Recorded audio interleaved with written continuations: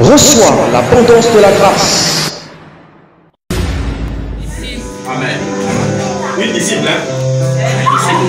À ce terre, nous formons des disciples. Nous ne formons pas des fidèles, des aventuriers. Amen.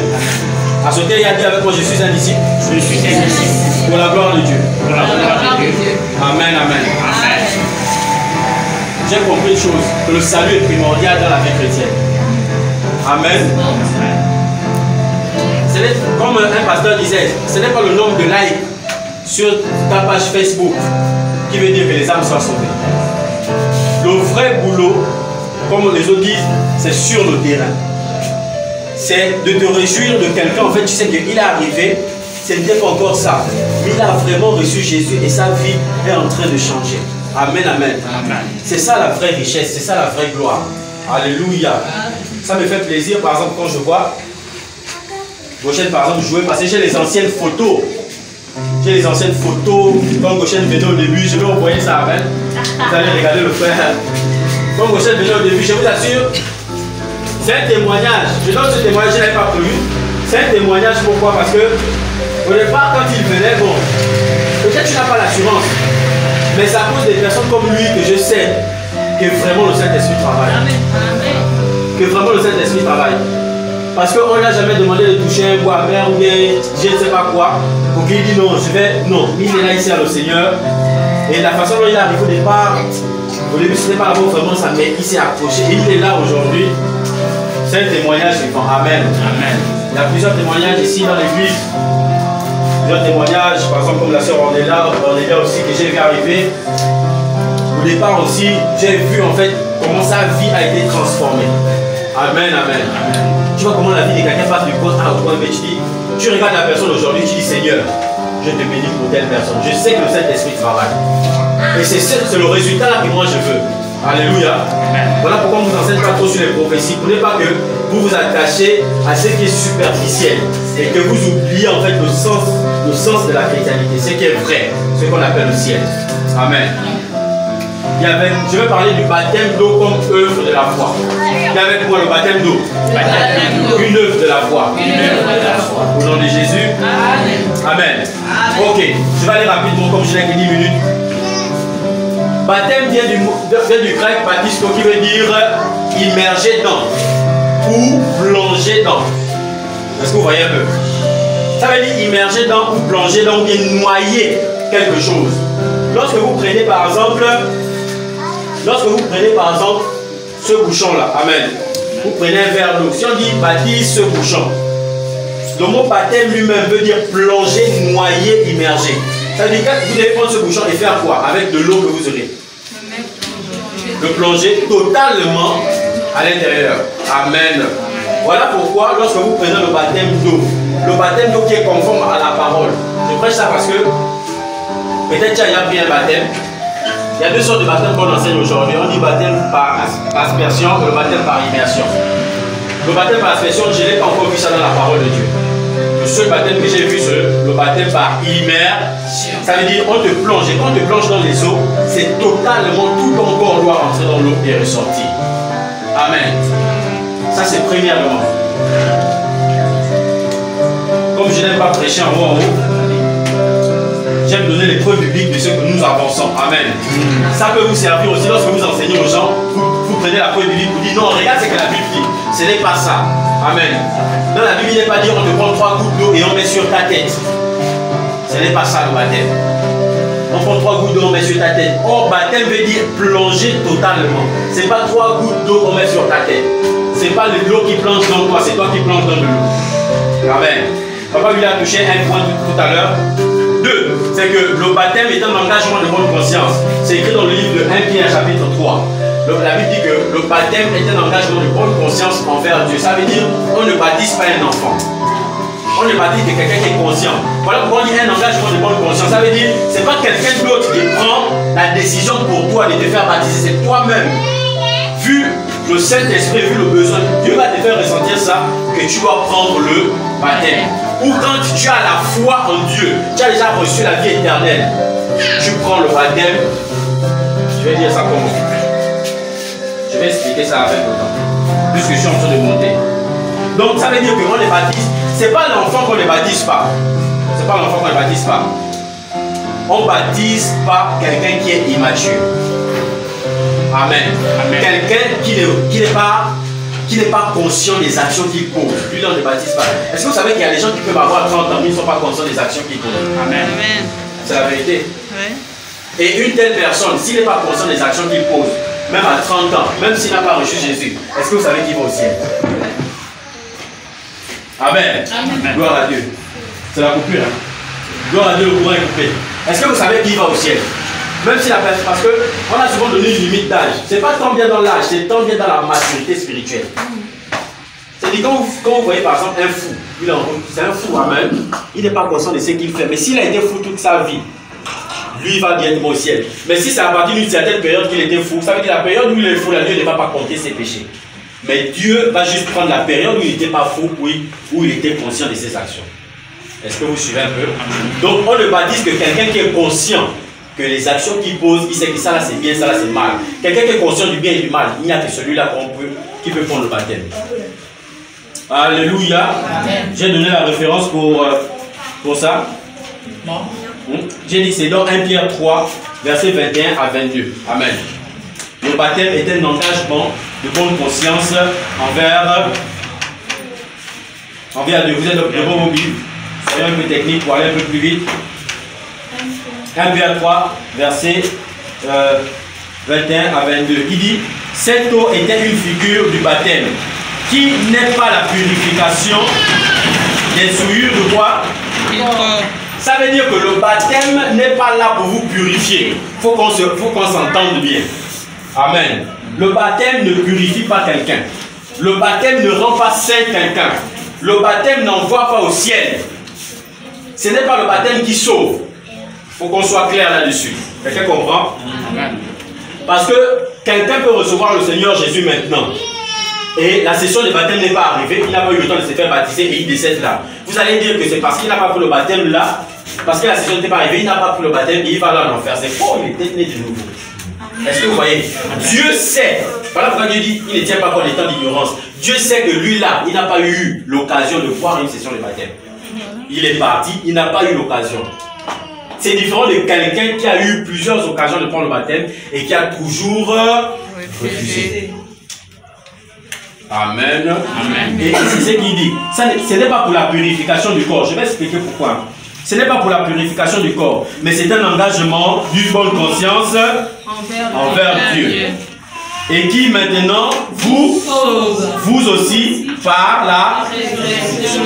Amen. Et là, les pasteurs ont pris le passage pour dire que le baptême sauve. Le baptême ne sauve pas. Le baptême confirme le salut. Le baptême ne sauve pas. C'est Jésus qui sauve. Il n'y a que Jésus qui sauve. Personne d'autre ne sauve, il n'y a que Jésus. Maintenant, le baptême confirme le salut. Je vous explique ça. Parce que si vous ne prenez pas le baptême, vous ne saurez pas pourquoi.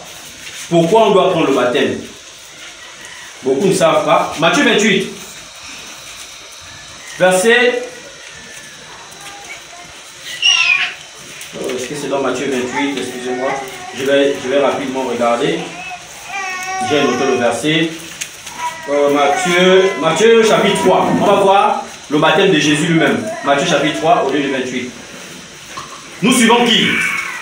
Nous servons qui? Jésus. Donc il est primordial que nous suivons le baptême de Jésus lui-même. Voilà. Donc Matthieu chapitre 3 au verset 16.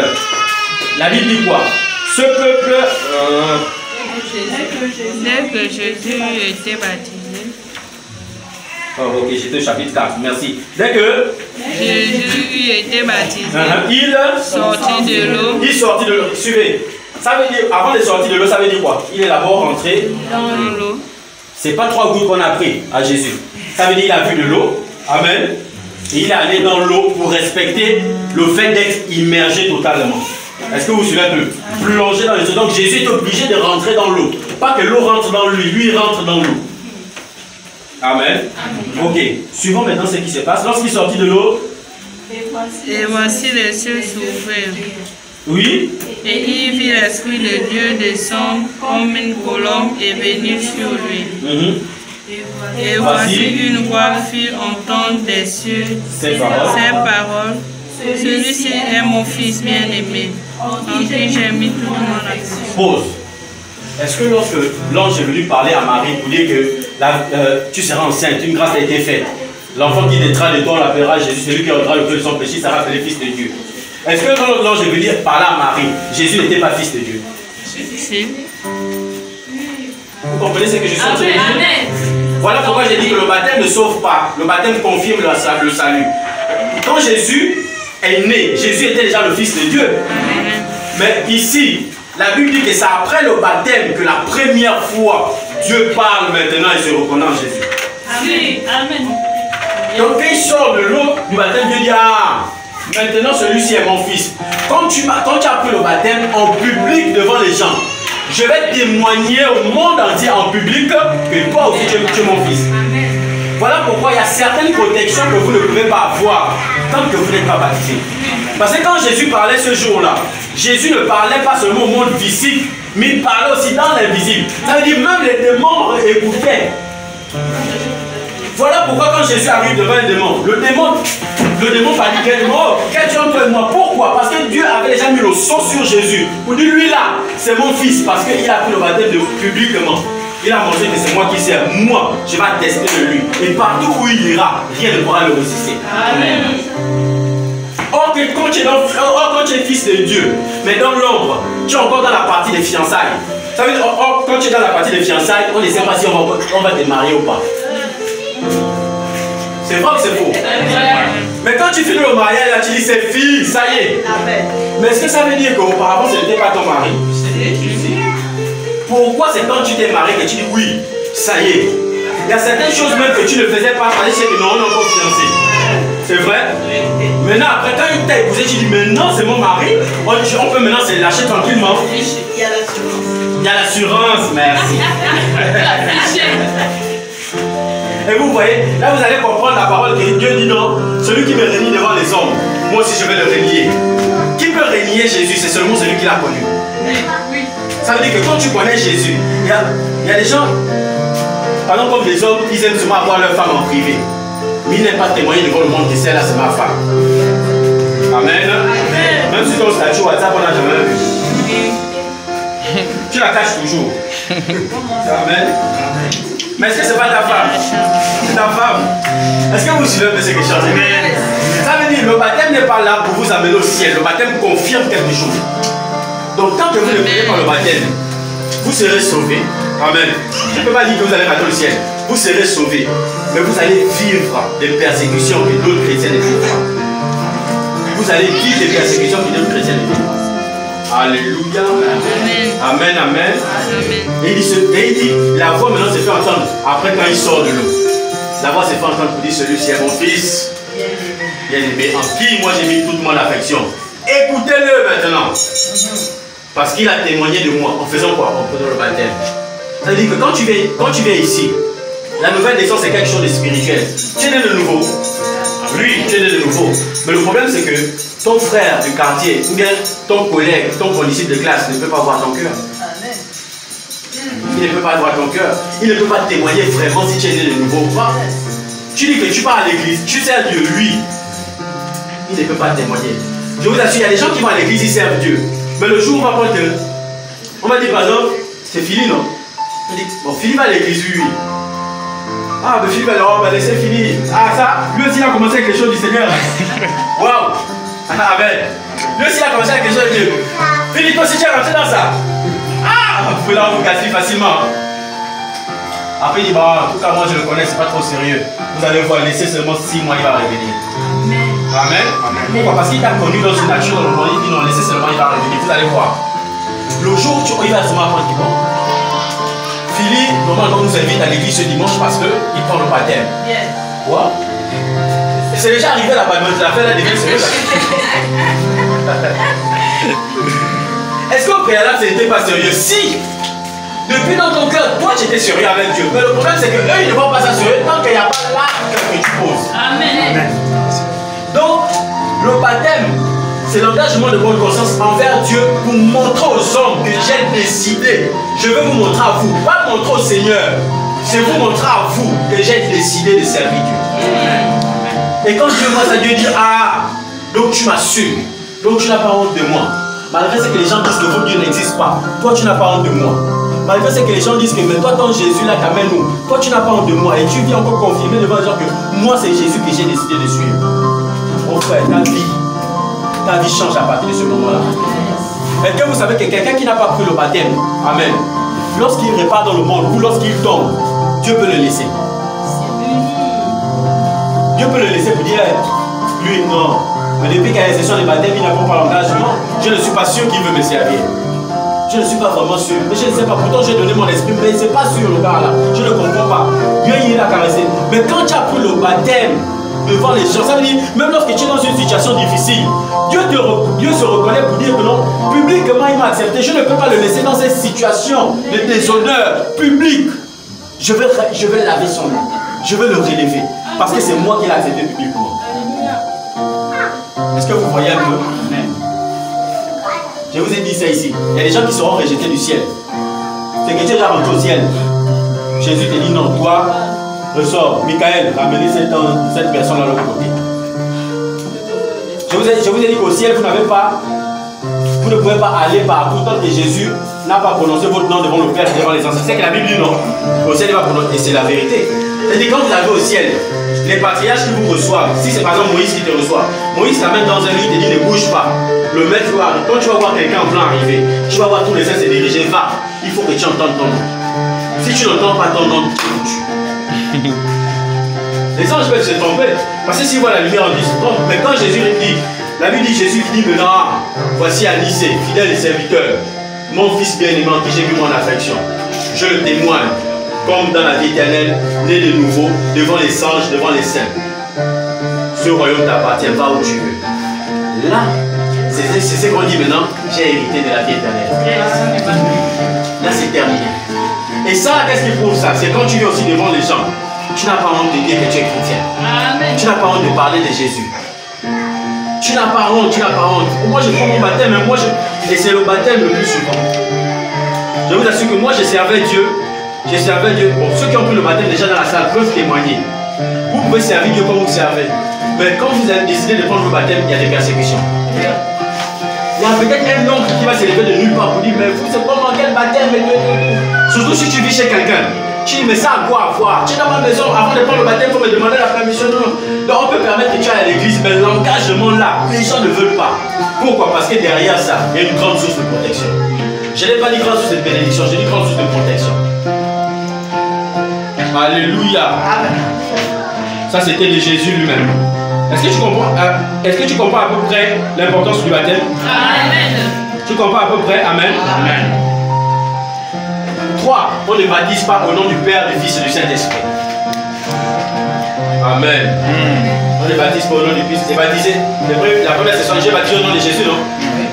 On ne baptise pas au nom du Père, du Fils et du Saint-Esprit. Même si le Père c'est Jésus, le Fils c'est... Parce que Père, Fils, Saint-Esprit ne sont pas des noms. On doit te baptiser au nom de la personne Jésus. Que tu as honoré. La personne que tu as donné ta vie, sans ce nom-là qu'on doit te baptiser. Tu ne peux pas être dans le vaudou et on te baptise au nom de Jésus. Tu ne peux pas dans l'islam et on te baptise au nom de Jésus. Ça n'existe pas. Est-ce que vous suivez un peu? Voilà pourquoi. Je vais prendre le temps de citer les passages bibliques. Dans Matthieu 28, vous allez lire. Amen. Il est écrit, allez par tout le monde, prêchez la bonne nouvelle à toute la création. Celui qui croit sera sauvé. Baptisez-les au nom du Père, du Fils et du... Et tout le monde a pris ça pour baptiser au nom du Père, du Fils et du Saint-Esprit. Mais lorsque vous allez lire vos Bibles, au nom est au singulier.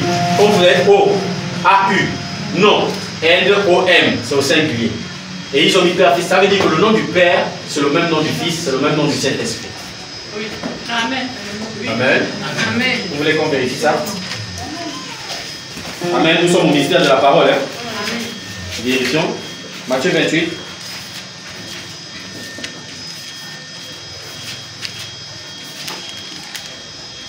Donc, quand on est baptisé au nom du Père, du Fils et du Saint-Esprit, mais déjà le baptême là de côté.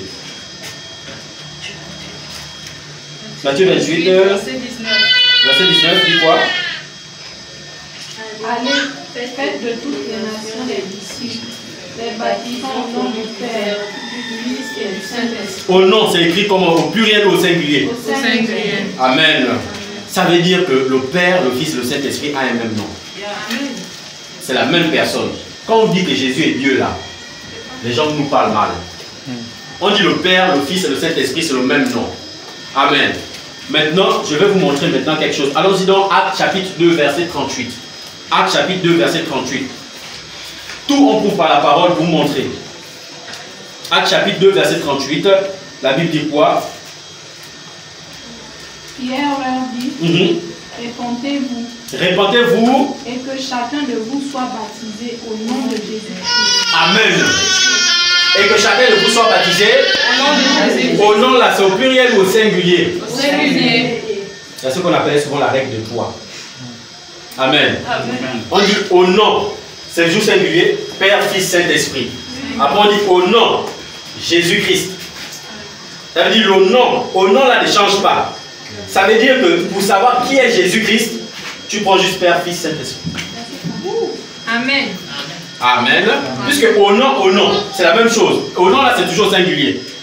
Pierre dit, répentez et que chacun soit baptisé au nom de Jésus. Est-ce que c'est Jésus qui lui a dit ça? C'est Jésus qui a dit que non, baptisé au nom, non. C'est Jésus qui dit baptisé au nom du Père, du Fils et du Saint-Esprit. C'est le même Jésus qui a dit tu es Pierre. Ce ne sont pas la chair et le sang qui t'ont révélé cela. Donc Pierre reçoit la révélation. Et Paul dit ça aussi dans le livre de Actes chapitre 19, verset 3. Paul dit que tout le monde soit baptisé au nom du Seigneur Jésus. Paul revient avec cette révélation-là. On ne baptise pas au nom du Père, Fils et Saint-Esprit. Père, Fils et Saint-Esprit ne sont pas des noms, ce sont des attributs. Donc, mon nom, c'est Loïc. Si tu crois en moi, on te baptise au nom de Loïc. Voici les autres qui ont baptisé au nom de qui? Kakou Philippe, non. On te plonge dans le nom de Kakou Philippe. On te plonge dans le nom de Branham, c'est parce qu'il croit en Branham. Amen. Mais est-ce que c'est faux? On te plonge dans le nom de Kakou Philippe. Il y a suivi un de leur baptême, on te plonge dans le nom, je te baptise au nom de Kakou Philippe, parce que Kakou Philippe est le seul sauveur du moment. Ça veut dire si tu reconnais que c'est Kakou Philippe qui te sauve, tu dois prendre le baptême en son nom. Nous, on reconnaît que c'est Jésus qui nous sauve. On prend le baptême au nom de Jésus. Ça veut dire, Seigneur, c'est en ton nom que je plonge, tu me plantes dans les eaux là. C'est le symbole de la mort et de la résurrection. Voilà pourquoi, dans le verset que nous avons lu, que Papa lui a donné, dans 1 Pierre chapitre 3, verset 16, il est pour le baptême de l'engagement de bonne conscience envers Dieu, celui qui nous sauvera au jour de la résurrection. C'est le baptême qui fait ça. La mort avec Christ, la résurrection. Yes. Est-ce que quelqu'un comprend? Amen. Celui qui sera baptisé. C'est pas ce que la Bible dit. Celui qui croira et qui sera baptisé sera sauvé. Est-ce que Dieu a forcément besoin du baptême? Non. Mais il insiste là-dessus. Celui qui croira et qui sera baptisé quand même sera sauvé. Ça veut dire en fait, tu ne peux pas dire que tu as la foi et tu ne peux pas le baptême. C'est faux. C'est faux. Tu vas dire que tu crois en Jésus, tu ne peux pas le baptême. C'est faux. Tu vas m'expliquer ça comment? Tu ne peux pas m'expliquer. Quand quelqu'un a la foi, ça s'extériorise par les actions. Alléluia. Ça s'extériorise automatiquement. En fait, tu ressens. Parce que la foi, c'est quelque chose qu'on ne voit pas. Moi, je ne peux pas savoir si Alice a la foi. Je ne peux pas savoir s'il a la foi. Mais pour savoir si lui a la foi, je vais regarder ses yeux. Les actions qu'il pose, l'action là, c'est la foi. Il n'y a que la foi qui peut le pousser à faire ça. Et il n'y a que la foi qui peut le pousser à prendre le baptême.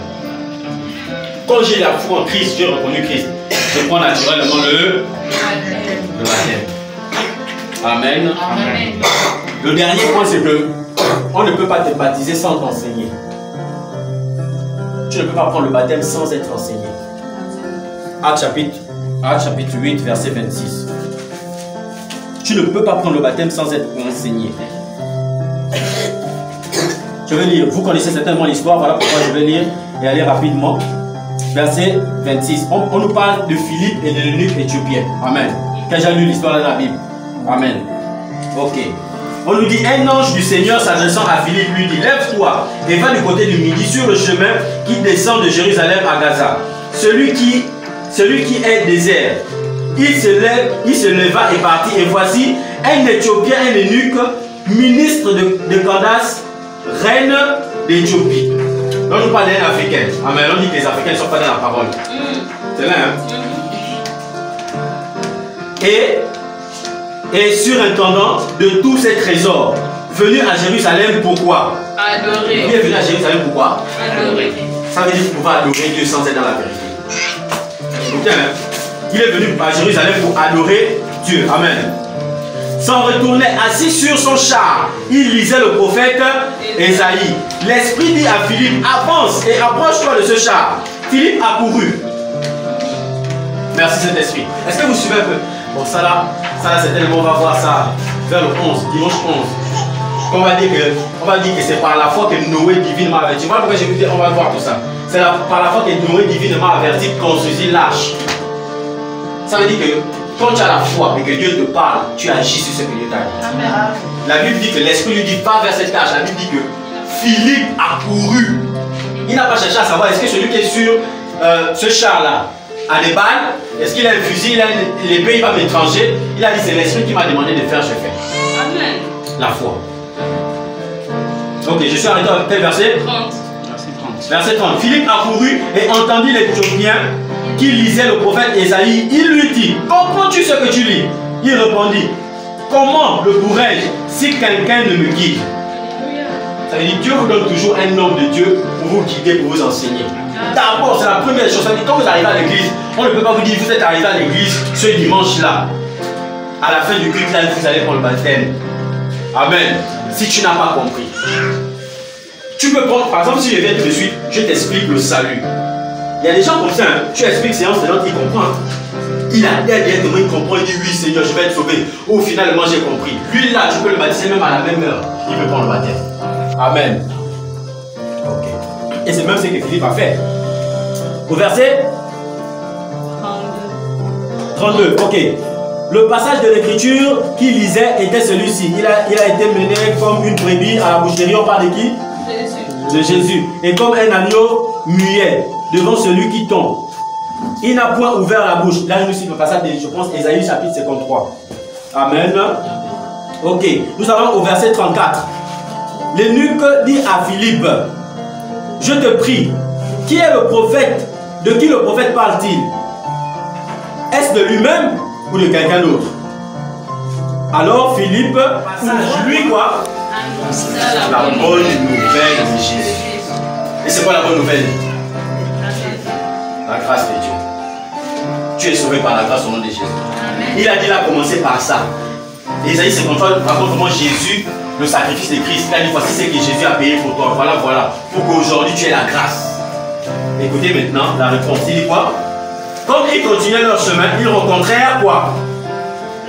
De l'eau. Amen. Ils ont rencontré de l'eau. Ils n'avaient pas l'eau dans la calebasse. Vous pensez que l'eunuque éthiopien ne va pas voyager avec de l'eau dans sa réserve pour boire? S'il doit prendre un baptême, on peut prendre l'eau dans sa réserve, mettre toi sur la tête. C'est vrai ou c'est faux? Ah, c'est ça que je suis en train de dire. Ça veut dire en fait, ce n'est pas justifié par la parole. Nous on ne marche qu'à travers la parole. Si on fait un baptême où on met 3 gouttes sur la tête, on baptise au nom du Père, du Fils et du Saint-Esprit. Ok. Mais quand on nous justifie à travers la parole, on nous dit non, c'est légal. Voici ce que la Bible dit. Tant qu'il n'y a pas de justification dans la parole, nous on ne peut pas marcher dans ça. Amen. Est-ce que vous voyez un peu? On ne se fie pas sur tel a dit ça, tel a dit ça. Nous on se fie sur ce qui est écrit dans la Bible. Ok, continuons. Ils ont vu de l'eau. Je suis au verset 36. Ok. Comme ils continuaient en chemin, ils rencontraient de l'eau. Et l'eunuque dit, voici de l'eau. Amen. Voici le lac qui est là. Qu'est-ce qui m'empêche?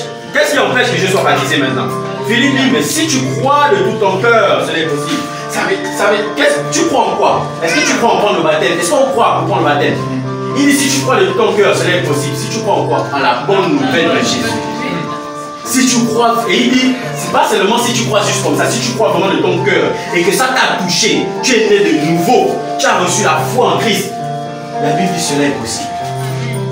Cela est possible. Et il dit, maintenant il dit, voilà, si tu crois, cela est possible. L'eunuque répondit, je crois que Jésus-Christ est le Fils de Dieu. Il fit arrêter le char, il dit, maintenant ce qu'on prend là. Il a cru, il a confessé de sa bouche. Philippe et l'eunuque descendirent tous deux dans l'eau. Amen. Et Philippe baptisa où? Dans l'eau. Voici le baptême. Voici les bénéfices du baptême. Nous avons la session de baptême de 4. Amen. Jésus, tu as changé toute ma vie. Je suis passé des ténèbres à la lumière. Jésus, oui, tu as changé toute ma vie. Oui, je suis passé de la mort à la vie, moi Jésus. Oui, tu as changé toute ma vie. Oui, je suis passé des ténèbres à la lumière, Jésus. Oui, tu as changé toute ma vie. Oui, je suis passé de la mort à la vie, moi Jésus. Oui, tu as changé toute ma vie. Oui, je suis passé des ténèbres à la lumière, Jésus. Oui, tu as changé toute ma vie. Je suis passé de la mort à la vie.